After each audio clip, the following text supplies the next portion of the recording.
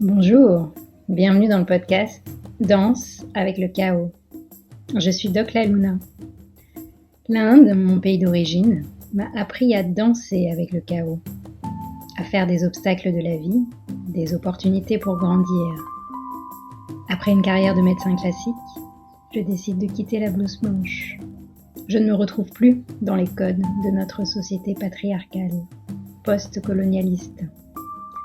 Les sujets qui me passionnent, se réapproprier les sagesses de son corps, de ses sens, de ses cycles, écouter les messages de son âme, incarner sa mission de vie et sa puissance, contribuer à partir d'un espace de guérison et d'alignement, être au service de la vie, déployer sa vision intégrative, incarner sa spiritualité dans ce monde. Ce sont des sujets que j'explore au quotidien avec les femmes de mon école, la Tribe Empowering School. Ce podcast pour moi, c'est un rendez-vous avec mon âme et avec toutes les âmes qui souhaiteront partager un espace de reconnexion, de célébration, malgré nos doutes et les temps incertains que nous traversons. Je vous propose de transformer le chaos qui fait peur en chaos créateur. Namasté.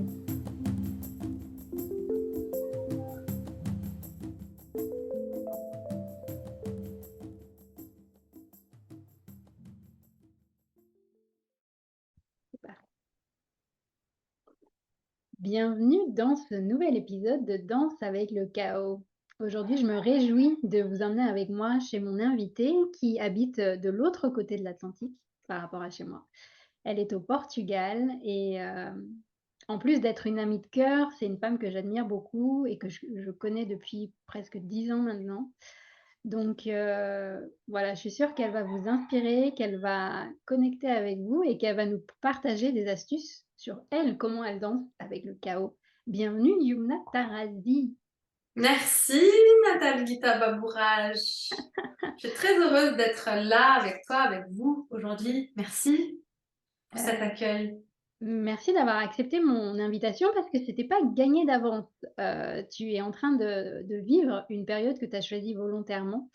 Et on va revenir dessus d'ailleurs en tant que chef d'entreprise. C'est toujours intéressant de voir comment est-ce que ce qui peut paraître contre-intuitif à des moments donnés de nos vies professionnelles, personnelles, c'est important justement d'aller expérimenter le soi-disant contre-intuitif, mais on va y revenir juste après, puisque la tradition dans l'épisode, c'est que quand j'ai une invitée, c'est que, et est-ce que tu es prête à nous proposer une petite bulle de connexion, de reconnexion, d'une minute? Oui, Comment tu oui, fais toi? avec grand plaisir. Avec grand plaisir, avec grand plaisir. Je suis perturbée par l'éclairage qui, depuis tout à l'heure, me joue des tours. Alors, on va commencer déjà par fermer les yeux pour enlever tout ce qui peut exciter le regard, solliciter le regard, surtout si on regarde une vidéo, déjà se brancher sur soi avant d'aller chercher les choses à l'extérieur. Et Nathalie, tu es une reine pour ça, pour savoir nous installer à l'intérieur de nous-mêmes avant d'aller chercher à l'extérieur. Donc déjà, juste en coupant le regard, ça permet naturellement de revenir à sa respiration.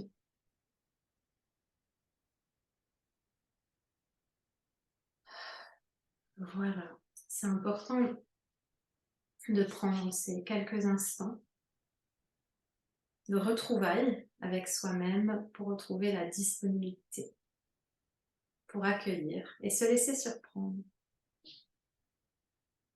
Voilà, et on va s'offrir quelques respirations comme ça en prenant juste conscience des appuis, les points d'appui sur lesquels le corps touche la chaise ou le sol ou le fauteuil. Quels sont tous ces points d'appui ou surfaces d'appui?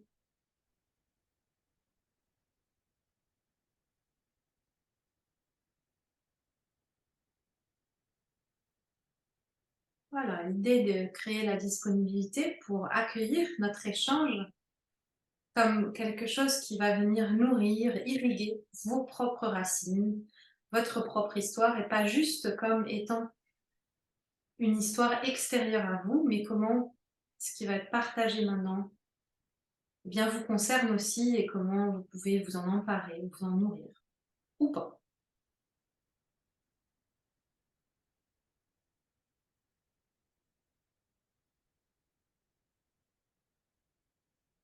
Voilà, il n'y a rien à faire, il n'y a rien à prouver. Et c'est simplement être dans cette présence qui fait qu'on est en vie et qu'on est ensemble là tout de suite.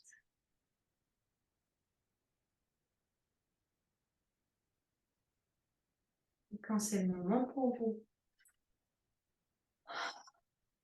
vous pouvez ouvrir les yeux à nouveau ou garder les yeux fermés pendant tout l'échange.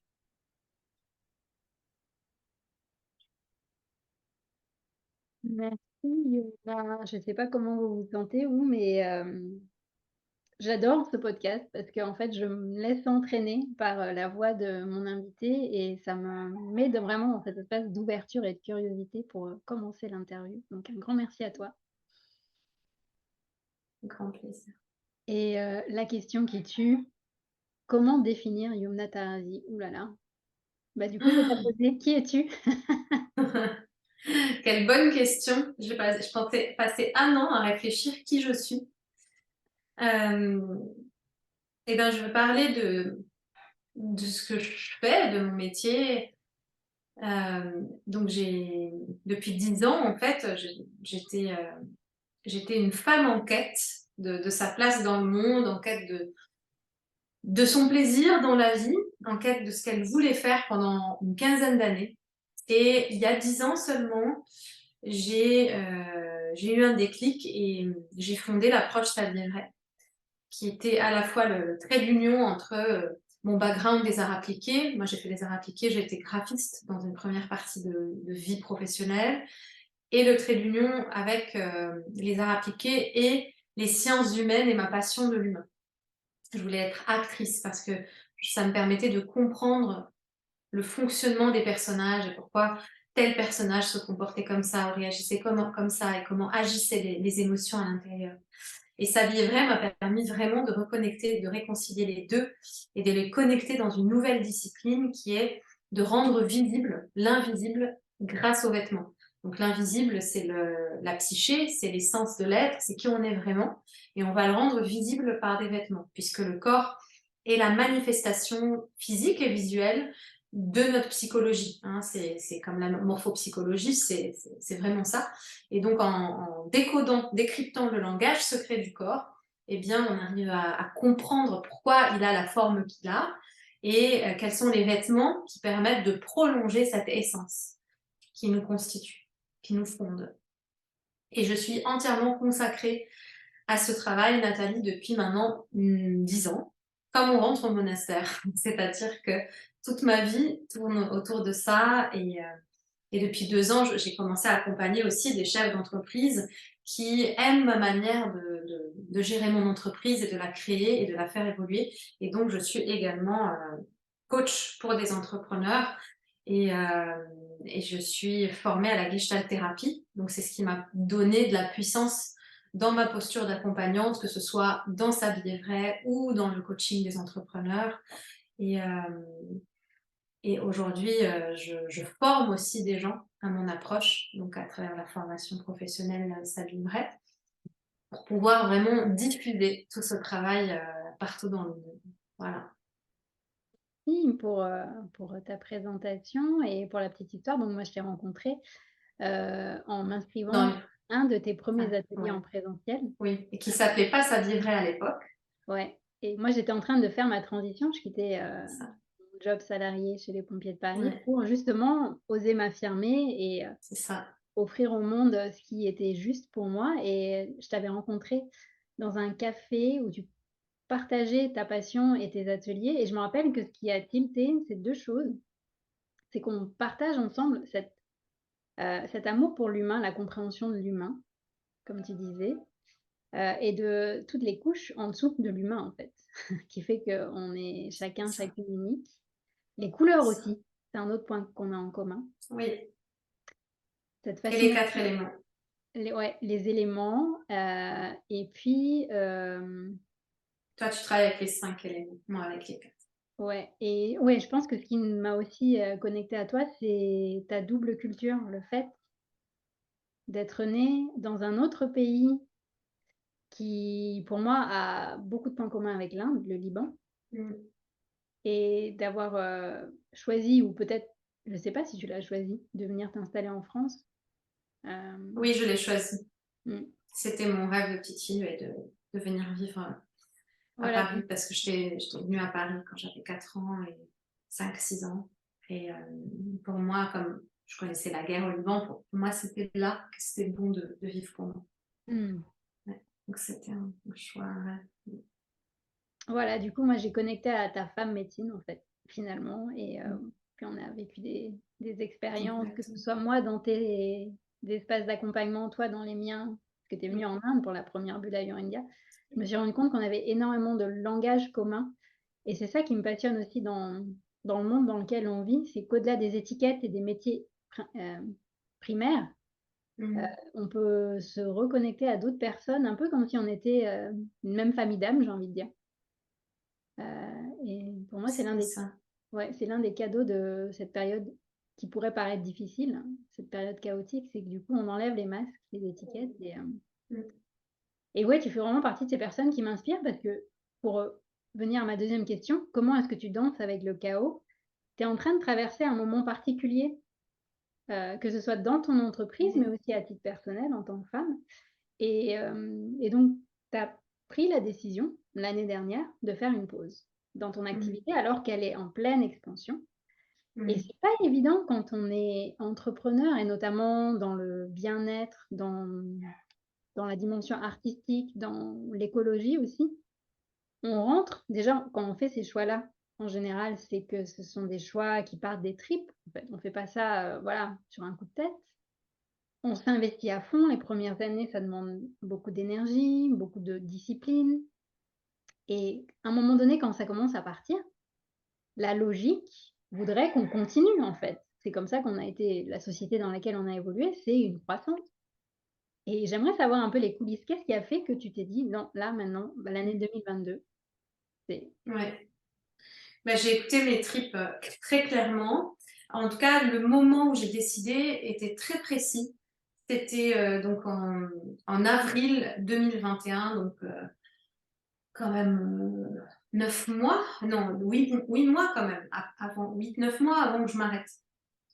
Ouais, c'est ça, c'était 8, 9 mois avant que je m'arrête et je suis partie en vacances 3 semaines. Parce que j'étais très fatiguée, c'était vacances de printemps et pendant 3 semaines, j'ai pas travaillé et on est allé se balader avec mon compagnon et chaque semaine, je me disais: «Waouh, heureusement que j'ai pris 3 semaines parce que là, waouh, il y a une semaine qui est passée, heureusement qu'il en reste 2. Puis il y a 2 semaines qui sont passées, heureusement qu'il en reste une. Puis la dernière semaine, je voyais les jours défiler et le travail s'approcher. Oh, je me suis sentie oppressée. Et là, c'était la première fois que je sentais ça depuis que j'ai monté mon entreprise, donc ça faisait 9 ans. Et, et là, je me suis dit, il y a un problème. C'est la première fois que je me sens aussi légère de ne pas travailler. Parce que d'habitude, je travaillais pendant les vacances, tellement j'avais hâte en fait d'avancer. Et c'est la première fois que je ne travaille pas pendant les vacances et je me sens oppressée de reprendre. Et je me surprends à me dire, si ces vacances duraient 1 mois ou 2, ça m'aurait pas fait de mal. Et j'ai envie de dire que c'est pas tombé dans l'oreille d'une sourde, puisque j'ai pris au sérieux cette réflexion que je me suis faite en me disant: «Et pourquoi pas?» Et donc je me suis posée en me disant: «Hem, de combien de temps tu aurais besoin?» Et là, je n'ai pas su répondre parce que 1 mois, ça me disait que c'était court, 2 mois, ça me disait que c'était court, 3 mois, ça me disait que c'était court. Et c'est là que j'ai décidé d'annoncer un congé à durée indéterminée. C'est même pas une année sabbatique, c'est un congé à durée indéterminée. Parce que à ce moment-là, j'étais incapable de sentir au bout de combien de temps j'allais en avoir assez de me reposer. Donc j'ai envie de dire que c'est pas du tout une décision stratégique, c'est vraiment une décision instinctive et qui arrive aussi à un moment où j'avais bouclé énormément de choses pour sa vie vraie, où il y avait vraiment un cycle qui se terminait, donc tout faisait sens aussi. pour marquer une pause. Et donc, j'ai mis derrière ça, j'ai mis bien 8 mois, 8 à 9 mois où j'ai organisé mon départ, je l'ai annoncé, j'ai pris le temps déjà de mûrir ma décision en me disant, voilà, est-ce que c'est quelque chose, ça va changer le mois d'après? Donc j'ai pris 2-3 mois déjà pour mûrir la décision avec moi-même et que ce n'est qu'au bout de 2-3 mois que je l'ai annoncé à mon équipe. Et après, avec mon équipe, on a commencé à mettre en place les choses et 2 mois plus tard, je l'ai annoncé à mes clients et à mon audience. Donc ça a été vraiment très progressif. Et c'est c'est cette décision qui m'a permis de tenir jusqu'à la fin de l'année en me disant, allez, on arrive au bout, c'est le dernier sprint, c'est OK, et après tu pourras te reposer vraiment. Voilà, donc c'est comme ça que j'ai pris cette décision-là. OK. Et est-ce que ce type de décision, ça vient avec des peurs? Ah oui, ouais, à première peur, je vais plus gagner d'argent. Deuxième peur, est-ce que les gens vont se rappeler de moi quand je vais revenir? Évidemment. Voilà, mais le besoin de s'arrêter est plus fort que ça et c'est génial parce que aussi j'ai une prospérité financière très conséquente depuis que j'ai lancé mon entreprise et aussi très croissante.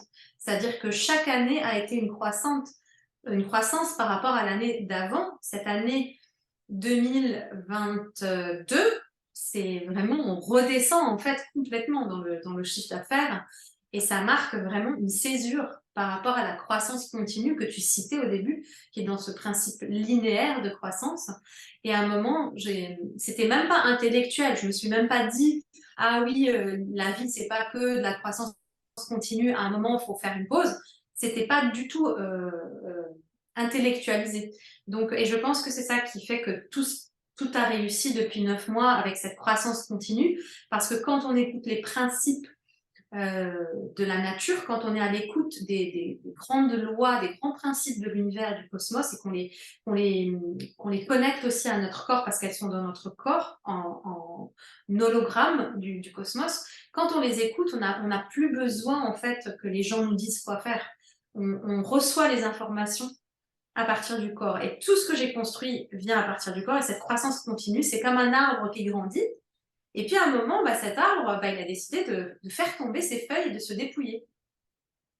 Et c'est comme ça que voilà, mon corps m'a dicté de m'arrêter. Yes. Et comment tu as fait pour gérer justement toutes ces peurs au moment de la prise de décision et après, pendant cette phase, ça va faire 9 mois maintenant, au moment où on enregistre? Ouais, dis-moi, ouais. Comment est-ce que, le fait de s'offrir du temps, hem, pour quelqu'un qui est hyperactif comme toi, qu'est-ce qui s'est Ouais. passé? Comment tu as rempli tes journées? Qu'est-ce que tu as fait? Mhm. Et moi, je savais pas trop, j'arrivais pas trop à imaginer à quoi allait ressembler mon année, surtout que moi, je suis quelqu'un de très visionnaire, donc je vois les actions à mettre en place et je devance toujours, en fait, les choses. Et là, pour la première fois, j'avais pas de plan, j'avais pas de projet à mettre en place. Et du coup, j'étais incapable de me projeter dans mon année, de voir à quoi elle allait ressembler. Et, et en fait, ça m'a permis de redescendre dans le quotidien, c'est-à-dire de vivre des choses très basiques. J'ai rempli mes journées juste à prendre soin de moi, faire du yoga, aller marcher, découvrir comment fonctionne mon corps, me faire accompagner au niveau de la santé, aller faire le marché, cuisiner, euh, que des choses comme ça, me faire masser. Et puis après, la nature a horreur du vide. Donc Mmh. le temps se remplit de lui-même quand on n'a rien. Et, et il a fallu vraiment que je décide qu'il y a des moments où je voulais vraiment voir personne, ou même parler avec peu de gens. Puis d'autres moments, j'avais envie de parler, d'être dans le lien, etc. Et en fait, il y a 3 trimestres qui ont pris forme, et ça, je peux le dire après coup. Mmh. Le premier trimestre a été le moment où j'ai eu du mal à lâcher. Donc, il y a eu le magazine Inexploré qui a sorti 8 pages sur sa vie vraie dans le magazine de mars. Donc, ça faisait à peine 40 jours que j'étais en congé. Et paf, il y a le magnifique dossier qui sort dans Inexploré. On commence à recevoir plein de sollicitations pour les accompagnements. Donc, j'ouvre une session d'accompagnement. Et là, je me dis, mais qu'est-ce que je suis en train de faire? Et pendant que je le faisais, je me voyais faire en me disant, mais t'as dit que t'étais en congé, pourquoi tu le fais? Et donc, je me suis vue faire à la fois comme un automatisme, à la fois parce que j'avais vraiment envie de d'ouvrir en fait à ces personnes qui toquaient à ma porte, et quand même toujours cette peur de dire ah mais c'est bien, je vais quand même gagner un peu d'argent pendant ce congé sabbatique, ça va faire du bien, alors que j'avais déjà tout organisé pour ne pas avoir à gagner d'argent. Mm. Et donc le premier trimestre c'était je lâche mais pas complètement, voilà, c'était une hésitation de rentrer complètement dans ce retrait, et je suis partie, pouf, très rapidement je suis revenue. Donc ça c'est le premier trimestre, petit aller-retour entre deux. Deuxième trimestre, ça a été un trimestre de déménagement et de démarrage de chantier, donc vraiment très lié au carton et à tout ce qui est administratif pour lancer un chantier. Donc déménagement du Portugal au Portugal et de Paris au Portugal. Ce n'est que cette année que j'ai vraiment vidé mon appartement, que j'ai tout ramené ici. Donc ça a duré 3 mois. Et puis ensuite, il y a eu le troisième trimestre, qui est le trimestre où je me sentais à nouveau plus disponible, où il y avait 6 mois de repos déjà. Et j'ai commencé à me sentir plus disponible pour créer. Et là, troisième trimestre, c'est un trimestre de créativité incroyable, où tout se passe sous terre. Voilà, mais j'ai écrit un livre qui va sortir chez le Lotus et l'éléphant, qui va sortir au mois de mai. On a fait la refonte de l'Oracle des couleurs, la réédition. Donc ça m'a pris beaucoup de temps aussi de travailler sur la réédition de l'Oracle des couleurs. Ça a pris du temps pour trouver une illustratrice, pour faire les nouveaux dessins. Et là, je suis en train d'écrire un deuxième livre et puis un troisième livre qui est en gestation juste après ce deuxième. Donc, je dirais troisième trimestre très créatif, mais en sous-marin, avec de la même manière que mon corps m'a dit de m'arrêter, ben là, mon corps se remet en mouvement de lui-même et du coup, bah, je pense que le congé sabbatique va durer 1 an à peu près. Parce que là, le dernier trimestre, oui, il se passe quelque chose, le troisième trimestre. Voilà. Et le quatrième trimestre, je pense que ça va être le retour. Ça va être la transition vers le retour. C'est une grossesse, quoi. Voilà. Ouais, exactement. Avec le quatrième trimestre, qui est le mois d'or, pour vraiment accueillir cette renaissance. Parce que là, le troisième trimestre, bah, c'est finalement toute cette création en gestation. C'est vraiment, oui, un retournement, en fait, sur moi-même. Il y a une renaissance parce que voilà, j'ai changé énormément de choses. J'ai complètement refondu avec l'équipe le réseau d'anciens élèves Sablier Vrai. Donc, j'ai refondu la formation pro, son avenir, comment revoir les choses. Moi, j'ai refondu mon identité. Quand tu m'as demandé qui es-tu, j'étais ouais, donc c'est vraiment un grand retournement. Et tout ça, j'ai juste accompagné le rythme naturel des choses. Il n'y a rien qui est prémédité. Je suis juste l'observatrice émerveillée de ce qui se passe. Yes. Merci pour ton partage et je suis sûre que parmi les personnes qui nous écoutent, du coup, il doit y avoir des personnes qui sont comme toi, soit des entrepreneurs, des chefs d'entreprise qui sentent que ça monte, qu'il y a énormément de choses qui se passent dans leur activité et qui sentent le bouton stop qui arrive, mais qui peut-être n'osent pas appuyer dessus. Ou peut-être des personnes qui sont pas forcément dans l'entrepreneuriat, qui sont salariés, mais qui sentent encore ça monte et aussi la recherche du bouton pause. Qu'est-ce que tu leur conseillerais quand le Et bouton arrive? ouais, bah déjà, je les conseillerais de s'entourer de personnes qui les aiment inconditionnellement et qui vont les soutenir là-dedans. Parce que parfois, on a besoin d'aide. Parfois, on a besoin d'aide, parfois, on a besoin d'en parler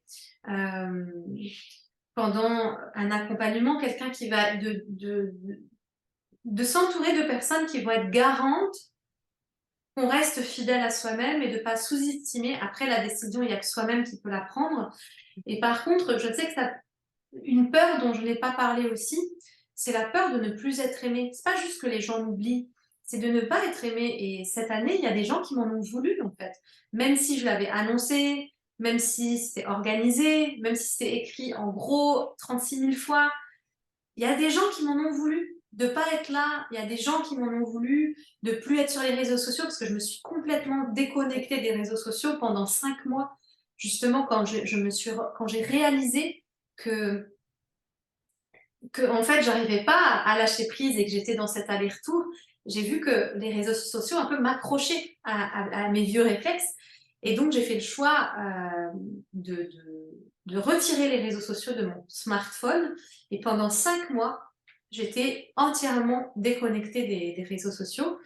Et, euh, et donc, voilà. Et donc, quand on entend ça, il y a cette peur aussi de se dire, il y a des gens qui vont nous en vouloir. Et oui, il y a des gens qui vont nous en vouloir, ça c'est sûr, mais après, la vie c'est comme ça. C'est soit on cherche à plaire à tout le monde et à s'essouffler, à ne surtout pas, soit on met son énergie à ne pas vouloir décevoir, Mm. soit on met son énergie à être aligné à son cœur, à la justesse de ses cycles, et on va toucher 1 milliard de monde beaucoup plus, parce que ce qui touche les gens, c'est pas quelqu'un qui veut absolument les satisfaire tout le temps. Ce qui touche les gens, c'est la vérité. C'est des gens vrais. Donc, à un moment, il faut choisir entre mettre son énergie pour faire absolument qu'il n'y ait pas de déception, Mm. ou mettre son énergie pour se dire, OK, ça crée des vagues d'être vrai. Ça crée des vagues de respecter ses cycles. Donc, c'est ça que je pourrais aujourd'hui témoigner et transmettre. C'est l'endroit qu'il ne faut pas abandonner, c'est cet endroit qui est terrorisé à l'idée de faire des vagues.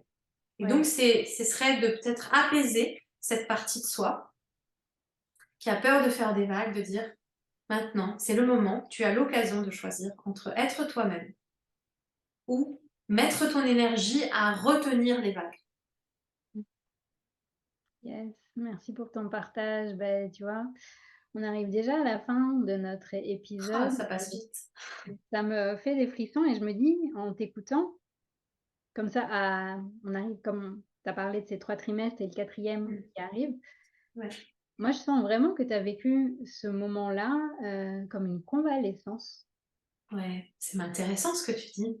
Mm. C'est intéressant ce que tu dis. C'est vraiment ça. Oui, c'est Et que vraiment ça. voilà, ces 10 dernières années, tu t'es donné à fond, à 200, Oui, 300% dans cette créativité bah, c'est ouais, à toi en fait. Et oui. que là, d'écouter ton corps et justement pour Mm. revenir réactualiser les cycles, tes cycles, les cycles de ton entreprise, de ta créativité, il y a eu besoin de faire le reset et C'est ouais, vraiment ça. c'est une C'est vraiment un convalescence. reset. Mmh. Et convalescence, ça sonne bien, hein. Ça sonne bien parce que des fois, on est malade de choses qui sont pas nommables, des choses qui n'ont pas de, c'est pas des maladies, mais on a juste besoin de se nettoyer parce que c'est éprouvant d'être chef d'entreprise. On a tous les jours des micro-blessures, en fait. Entre les haters sur les réseaux sociaux, entre des clients qui revendiquent, entre des collaborateurs avec qui on s'entend plus bien ou et des ajustements à faire, entre le travail sur soi. On a tous les jours des micro-blessures, des micro-choses qui nous font du mal, en fait. Et être entrepreneur, c'est être capable de tenir l'espace malgré tout ça. Et à un moment, il y a un moment, on a besoin de guérir de toutes ces choses accumulées, en fait. Et de faire un reset pour revenir vierge et le cœur un peu plus purifié. Mmh. Yes, Revenir à l'essentiel, en fait, pour repartir du bon endroit. ouais. Mm. Merci, merci infiniment Yumna pour ton partage. J'espère que le message ira, vers des entrepreneurs, des chefs d'entreprise qui en auront besoin et que ça devienne une normalité, en fait. Moi, c'est l'un de mes intentions, de mes rêves. Qu'on puisse Mm. vraiment s'offrir comme ça des espaces de reset et Ah, de mais c'est connexion. indispensable. Pourquoi ça fait pas partie des mœurs? Pourquoi Exactement. ça peut pas être normal comme on prend des vacances 3 semaines d'été? Ben, Mm. ça va venir, je pense, justement, grâce à des Oui. personnes comme toi qui montrent l'exemple, les pionniers. Mm. Mm. Et si j'ai besoin à nouveau, je le referai dans quelques années. Tu sais que tu m'as inspirée parce que moi, là, en cette fin d'année, je sentais aussi mon corps qui commençait à dire stop. Et du coup, là, j'ai senti que de m'arrêter complètement un an, c'était pas encore le moment. Parce que je m'étais dit, voilà, si tu t'arrêtes là maintenant, qu'est-ce que tu ferais? Il y avait Mm. encore cette envie d'accompagner, de créer. Puis là, en plus, Mais c'est j'ai ça. l'inspiration qui me vient pour un spectacle. Donc, j'ai pu adapter mon année 2023 pour vraiment ne pas être dans ce foisonnement et focaliser mon énergie. Mais je C'est sens ça. que ça va arriver, cette pause sabbatique, bientôt. Hmm. Mais c'est très important ce que tu dis, parce que même si tu prends une année sabbatique plus tard, ou même plus qu'un an, hein, ça peut être plus long Mm. qu'un an, c'est important ce que tu dis, Nathalie, parce que l'idée, c'est pas que de s'arrêter un an. Mm. L'idée, c'est juste de prendre conscience de ses besoins et d'aménager le quotidien en fonction de ses besoins. Et parfois, c'est pas forcément s'arrêter complètement. C'est Mm. juste en prendre conscience et aménager son quotidien en fonction. Et pas faire comme si c'était pas important. Ouais, ouais, ouais. Parce que c'est ça qui mène au burn-out. C'est quand l'oreille est sourde, en fait. C'est quand Mm. on est sourd à ce que ça se dit Yes. à l'intérieur. Ouais. Merci Merci pour, infiniment. merci pour tes pépites de sagesse et je me réjouis que tu sois de nouveau la 3e Lunamuse du programme Sexy Smart Spirituel 9 lunes pour accoucher de soi. Les femmes vont pouvoir expérimenter un peu plus tes clés C'est de un sagesse. honneur. Et voilà, si vous avez envie de suivre le coming out de Yumna, de suivre ses actualités, je mettrai tous les liens sous l'épisode, mais tu peux nous dire un peu comment 2023 t'accueille et qu'est-ce que tu vas offrir aux gens. Oui, bah c'est 2023, c'est l'année du changement. Donc déjà, on a la refonte de la formation pro et de tout ce qu'elle véhicule par la suite. On a une nouvelle formation pro qui démarre en juin 2023. Et puis, on a beaucoup de livres qui vont sortir en 2023. Il y aura un livre, je laisse le thème surprise. Vous le découvrirez au printemps. Il y a un livre, j'espère, sur sa livret et un 3e livre aussi surprise. Et la réédition de l'Oracle des couleurs. Donc là, on a encore quelques exemplaires de la première version de l'Oracle avec les photos. Et au printemps, 2e trimestre 2023, Inch'Allah, si tout va bien et que si le planning est respecté par les dieux et les équipes de la maison d'édition, eh bien, le nouvel oracle des couleurs sortira avec des magnifiques illustrations. Un oracle voilà, dans une vibration totalement nouvelle, mais avec le même texte, mais un univers visuel complètement nouveau et différent de celui d'avant. Ça vaut le coup d'avoir les 2 exemplaires du coup. Ah, mais il faut les deux. Il faut les deux et je pense que les gens qui vont avoir que le 2e vont regretter parce que c'est deux complètement différents Yes. et qui expriment les couleurs différemment. Donc, on a les mêmes couleurs qui sont exprimées soit par des photos, soit par des illustrations et c'est très puissant d'avoir les deux. Ouais, c'est clair. Merci beaucoup pour tout ça. Merci Yumna. Bah, écoute, je te souhaite une belle journée, une belle soirée et à très bientôt pour la suite Merci de beaucoup. tes À aventures. bientôt. Merci et n'hésitez pas à partager, à commenter. On se fera un plaisir de lire vos retours, de voir quels sont les messages que vous avez retenus et qu'est-ce que vous allez en faire surtout parce que l'idée de ce podcast, c'est aussi de vous inspirer, mais pour que vous puissiez aussi passer à l'action quand c'est les bons moments pour vous, que ce soit dans votre créativité, au contraire, revenir à l'intérieur de vous et vous autoriser peut-être à vous offrir un espace de pause, de réajustement. Bref, on a hâte que ça vive en vous et que vous partagiez. À très bientôt. Si vous avez aimé cet épisode, s'il vous a fait du bien, n'hésitez pas à liker, commenter, vous abonner sur votre plateforme d'écoute ou sur YouTube. Et n'hésitez pas à partager aussi. Peut-être que vous avez des personnes autour de vous à qui ça fera du bien. C'est grâce à vous que j'espère ce podcast pourra toucher toutes les personnes qui ont envie d'œuvrer dans ce nouveau monde qui va naître du chaos. Merci.